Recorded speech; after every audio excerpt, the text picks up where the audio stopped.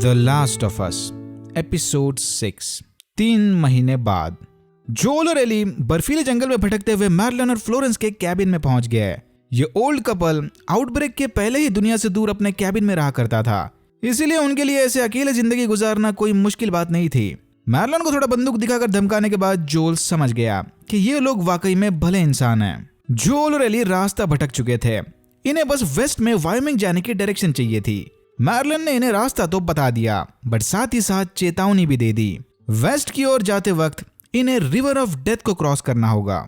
मैरलन और फ्लोरेंस को उस नदी के किनारे हमेशा ही ढेर सारे ह्यूमंस और इन्फेक्टेड की लाशें मिलती थी, इसीलिए इन दोनों ने उस नदी का नाम रिवर ऑफ डेथ रख दिया।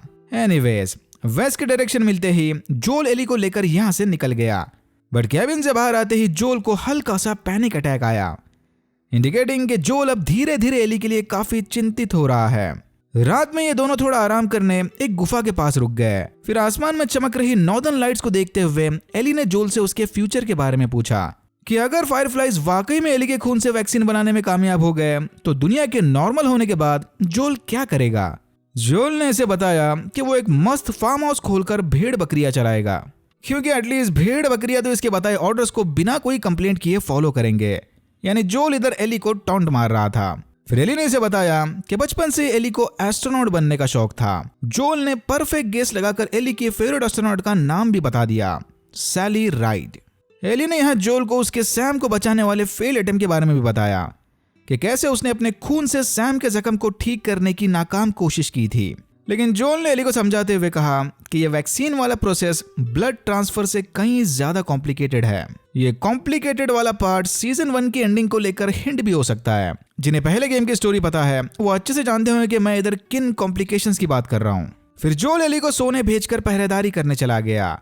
सुबह नींद खुलते ही जोल ने देखा कि पहरेदारी करते वक्त उसकी आंख लग गई थी। जोल को सोता देख एली ने उसकी ड्यूटी संभाल ली।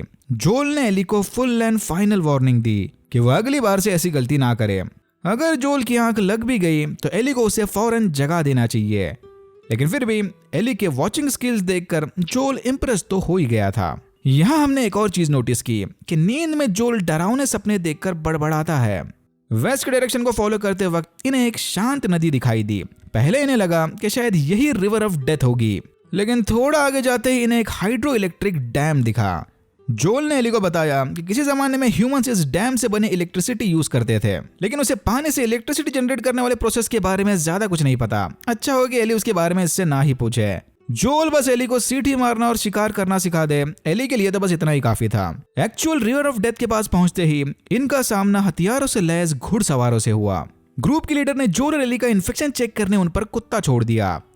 ये डॉग और इन्फेक्शन का कनेक्शन हमने एपिसोड 1 में भी देखा था। डॉग स्कैन से जोल तो सक्सेसफुली पास हो गया, बट एली के पास पहुंचते ही वो डॉग थोड़ा गुर्राने लगा। लकीली उस डॉग को एली के इन्फेक्शन से ज्यादा उसके साथ खेलने में था। लेकिन इस सारे स्कैनिंग प्रोसेस के दौरान जोल पूरी तरह से हेल्पलेस हो गया था। ये जानते हुए भी कि शायद वो डॉग एली को चीर फाड़ देगा, जोल अपनी जगह से टस से मस नहीं हुआ, इंडिकेटिंग कि जोल का एली के साथ रिलेशन उसे काफी कमजोर बना रहा था। फिर जोल ने गैंग लीडर को बताया कि वो यहाँ अपने छोटे भाई को ढूंढने आया है। जोल का नाम पता चलते ही लीडर इन दोनों को घोड़े पर बिठाकर अपने कैंप ले गई, द जैक्सन टाउन। जैक्सन पहुंचकर जोल और एली हैरान रह गए। यहाँ के लोगों ने मजबूत 4 दीवारी के अंदर फुल फ्लेज कम्युनिटी बनाकर रखी थी। यहाँ की जिंदगी इतनी नॉर्मल थी कि लोग स्नोमैन बनाकर क्रिसमस सेलिब्रेशन की तैयारी में लगे हुए थे। तभी जोल की नजर टॉमी पर पड़ी। फिर इन भाइयों के इमोशनल रियूनियन के बाद ग्रुप की लीडर मारिया सबको पास के कैंटीन में ले गई। जोल और एली ने महीनों या बरसों बाद इतना अच्छा खाना खाया था। फिर एक टीनेज लड़की को चुपके से इन पर नजर रखता देख एली ने उसे गाली मारकर भगा दिया।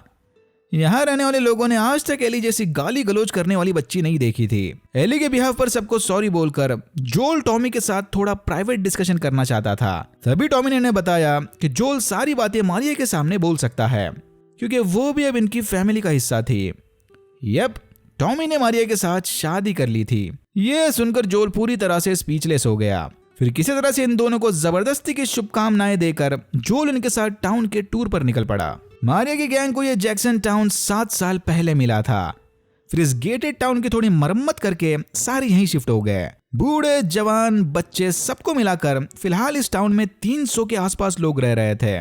जैक्सन में कम्युनिज्म चलता है, यानी इनका कोई एक लीडर तो नहीं है, बट सारी काउंसिल मारिया की बहुत रिस्पेक्ट करती है, यानी इसे जैक्सन की अनऑफिशियल लीडर ही समझ लो। इन्होंने पास वाले हाइड्रो इलेक्ट्रिक डैम को ठीक करके अपने इलेक्ट्रिसिटी वाले प्रॉब्लम को भी सॉल्व कर लिया था, वही डैम जो जोलर एली को रास्ते में दिखा था।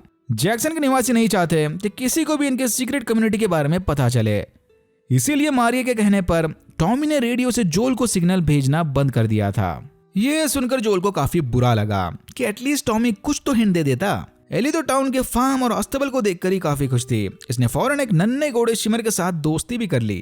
टूर पूरा होने के बाद टॉमी जोल को एक लोकल बार ले गया। जोल ने इसे झूठ कहा कि टेस जिंदा है और वो फिलहाल यहाँ पैसों के लिए एली की फायरफ्लाई फैमिली को ढूंढने आया था। जहाँ तक टॉमी को पता है, फायरफ्लाइज का एक बेस कोलोराडो यूनिवर्सिटी में था। जोल घोड़े के जरिए एक हफ्ते के अंदर यूनिवर्सिटी पहुंच जाएगा, लेकिन रास्ते में उसका सामना रेडर्स और इन्फेक्टेड से हो सकता है। रास्ता इतना भी खतरनाक नहीं है। जोल चाहता है कि टॉमी भी इनके साथ चले, लेकिन टॉमी ने इस बात से साफ मना कर दिया। मारिया प्रेग्नेंट है और टॉमी उसे अकेला छोड़कर बाहर फालतू के रिस्क लेने नहीं जा सकता। यह सुनते ही जोल की फुल सटक गई। उसे नहीं लगता कि टॉमी कभी एक अच्छा बाप बन पाएगा। जोल के इस रिएक्शन को देखकर टॉमी ने उसे बताया कि जोल के लिए जिंदगी रुक गई, इसका मतलब ये नहीं कि टॉमी भी जीना छोड़ दे। टॉमी को जिंदा रहने के लिए फाइनली एक नया पर्पस मिल गया है। अगर ऐसा है तो ठीक है।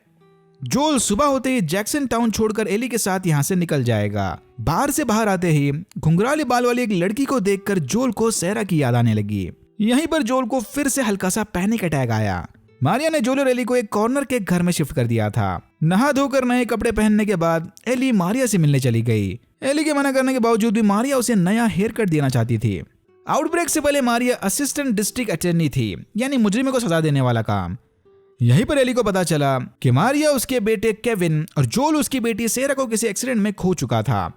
सेरा वाली बात सुनते ही एली समझ गई कि जोल उसके अराउंड ऐसा अजीब सा रिएक्ट क्यों करता है। मारिया ने एली को चेतावनी दी कि जोल कोई अच्छा इंसान नहीं है, उसे जरा अपना ख्याल रखना होगा। एली को अच्छे से पता था कि जोल दूध का धुला तो नहीं है, लेकिन वह एली को बचाने किसी भी हद तक जा सकता है।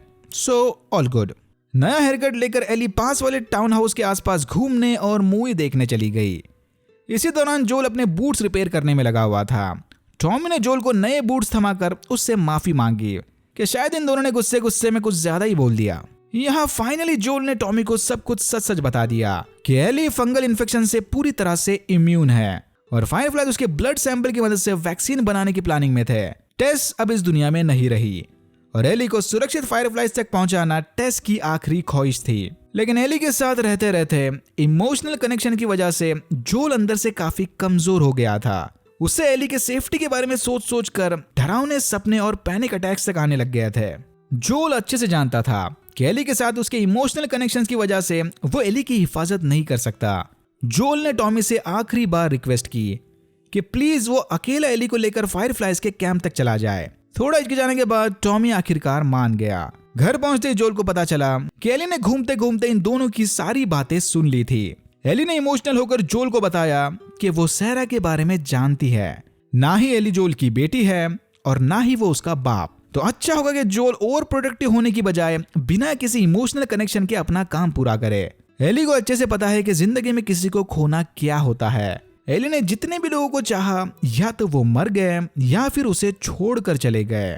जोल भी अब उस लिस्ट में शामिल हो गया, क्योंकि जोल ने भी एकदम लास्ट मोमेंट पर आकर उसे छोड़ दिया और एली को टॉमी के हवाले कर दिया। एली के मुंह से सेरा का नाम सुनकर जोल अलग ही इमोशनल ट्रिप में निकल गया था। इसने एली को बताया कि वो ठीक कह रही है, एली उसकी बेटी नहीं है। सुबह होते ही ये दोनों अपने अलग अलग रास्ते निकल जाएंगे। इस सीन में पेड्रो पास्कल और बेला रमसे ने कमाल की एक्टिंग की है, बट टू बी ऑनेस्ट ये सीन मुझे गेम में ज्यादा इमोशनली हैवी लगा। रूम से बाहर निकलते ही जोल को फिर से सेहरा के फ्लैशबैक्स आने लगे। सुबह होते ही टॉमी एली को अस्तबल ले गया। ये दोनों जोल को अंदर खड़ा देखकर हैरान थे। जोल यहाँ पहले तो बस घोड़ा चुराकर भागने आया था, लेकिन आधा घंटा सोच विचार करने के बाद उसने डिसाइड कर लिया कि आगे का सफर तय करने से पहले एली को अपना पार्टनर चुनने का हक होना चाहिए। एली ने बिना टाइम वेस्ट किए जोल को चूज किया और फिर ये दोनों टॉमी को गुड बाय बोलकर यूनिवर्सिटी की ओर निकल पड़े। जाने से पहले टॉमी ने जोल को अपनी राइफल थमा दी और इन्हें ऑफर दिया कि जैक्सन टाउन के दरवाजे इनके लिए हमेशा खुले रहेंगे। रास्ते में जोल और एली की बॉन्डिंग और भी ज्यादा बढ़ने लगी। जोल ने एली को स्नाइपर चलाने के बेसिक सिखाए और बताया कि आउटब्रेक से पहले वो एक कॉन्ट्रैक्टर था। यूनिवर्सिटी के कैंपस में पहुंचते ही जोल ने एक और कन्फेशन किया कि दुनिया अगर फिर से नॉर्मल हो गई तो जोल सिंगर बनेगा और वैक्सीन के बदले एली को गाना गाकर सुनाएगा। यूनिवर्सिटी में घुसते ही इन्हें पता चला कि फायरफ्लाइज किसी कारण की वजह से urgently salt lake city shift हो गए थे। बाहर निकलते वक्त इनका सामना कुछ रेडर से हुआ। जोल एक रेडर को मारकर एली के साथ वहां से भागने में कामयाब हो गया, लेकिन मरने से पहले उस रेडर ने जोल को चाकू मारकर बुरी तरह से जख्मी कर दिया था। इस इलाके से बाहर निकलने के कुछ देर बाद ही जोल बेहोश होकर घोड़े से नीचे गिर गया। जोल को इस हालत में देखकर एली काफी परेशान थी और यहाँ होता है एपिसोड 6 खत्म। अगेन इस एपिसोड में भी गेम और माइनर स्टोरी चेंजेस का परफेक्ट बैलेंस था। Another banger of an episode. हो सकता है कि कुछ लोगों को पिछले कुछ एपिसोड्स थोड़े स्लो लगे, पर उन्हें मैं फिर से याद दिला दूं कि द लास्ट ऑफ अस सिर्फ ज़ॉम्बीज का नहीं बल्कि ह्यूमन रिलेशंस और इमोशंस का शो है। टीजर देख के लग रहा है कि अगले एपिसोड में हम एली की क्यूजी वाली लाइफ के फ्लैशबैक्स देखेंगे, यानी वो टाइम जब इन्फेक्टेड ने फर्स्ट टाइम एली को काटा था। जोल को बचाना और फायरफ्लाइज के मेडिकल कैंप तक पहुंचना शायद आखिरी 2 एपिसोड्स में कवर होगा। Alright, that's it for now. अगर आपको वीडियो अच्छा लगा तो please like, share and subscribe for more videos like this. मैंने ऐसे और भी वीडियोस बनाए जिनके लिंक्स आपको डिस्क्रिप्शन बॉक्स में मिल जाएंगे। Thank you very much for watching and I am hoping to see you in my next one.